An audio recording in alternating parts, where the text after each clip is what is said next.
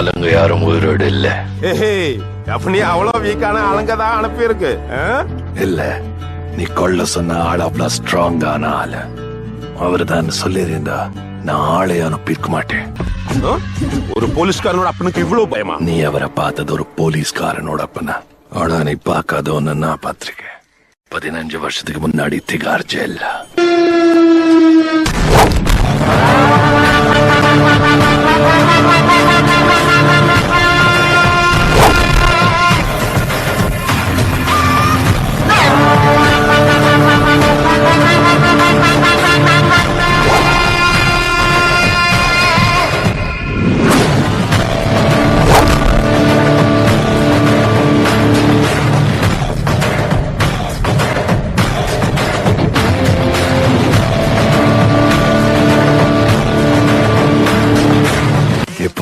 நீ யாருக்குள்ள ஆள் அனுப்பிச்சிருக்கண்ணே.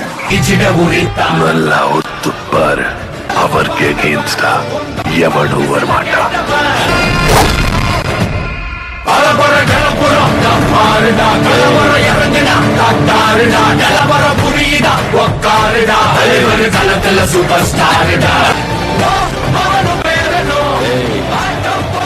டைகர் முத்துவேல் பாண்டியன் சாருக்கு இப்படி ஒரு பிளாஷ்பேக் இருக்குன்னு ஒரு போலீஸ்காரனும் പറഞ്ഞില്ല.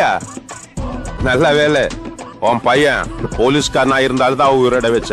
என்னைக்காவது அவன் யூஸ்ஃபுல் ஆகும் நினைச்சு நான் ஏன் உயிரை காப்பாத்திடுன்னு நான் சொப்னத்தி போலும் கண்டிല്ല.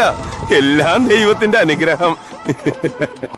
உனக்கு இந்தியா மொத்தம் கான்டாக்ட்ஸ் இருக்குன்னு எனக்கு நல்லா தெரியும்.